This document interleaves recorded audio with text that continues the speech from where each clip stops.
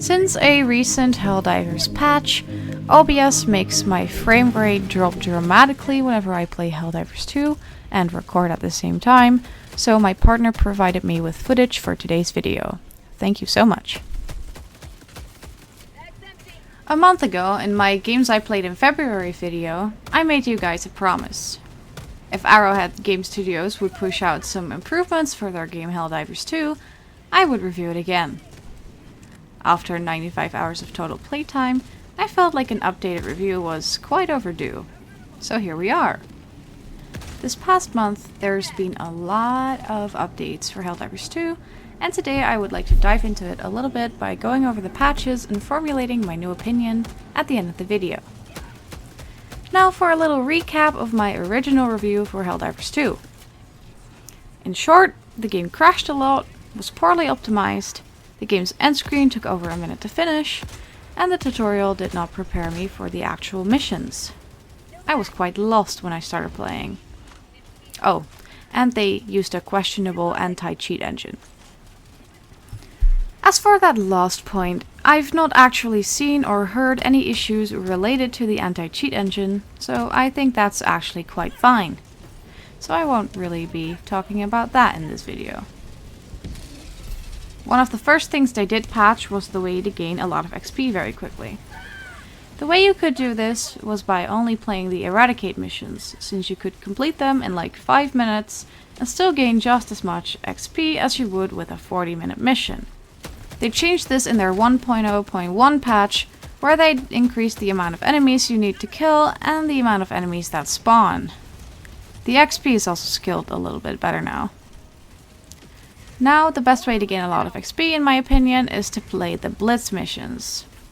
Something else they did in this patch was add planetary hazards and the first mech suit, which actually makes the game a lot more interesting to me. There were a lot of bugs and other issues with the mech suit though, like being able to explode itself while shooting rockets and turning at the same time. Other than that, there were just some minor bug fixes. After that, they added a new premium warbond, Cutting Edge, and it's actually surprisingly good. From all the warbonds that are out right now, I think Cutting Edge is my favorite. They release a new warbond every first Thursday of the new month, so there will always be something you can work towards in terms of new cosmetics and weapons. In the 1.0.102 patch, they enforced some enemy balance changes, which really helped the game feel more fair, especially with the heavily armored enemy spawn rate nerfed. No more 20 chargers and 5 bile titans on difficulty 6, yay! Nothing else worth mentioning really.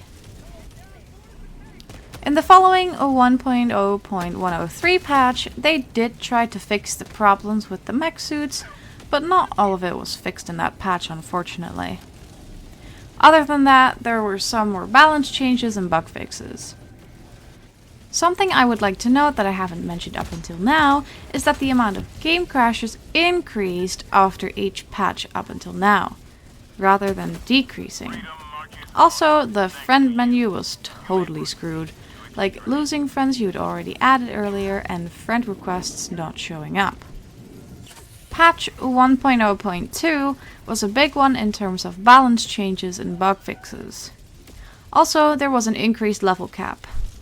It went up from level 50 to level 150 being the new cap. It made me happy to see that the XP I got after I reached level 50 did not go to waste, but rather was added up silently and is now displayed. Very soon after this patch, the new warbond for April was announced and it is out since last Thursday. It's not the best warbond by any means, but it's not the worst either. And for the last patch that's out since recording this, patch 1.0.202, they mostly fixed a lot of crashes and implemented some stability changes.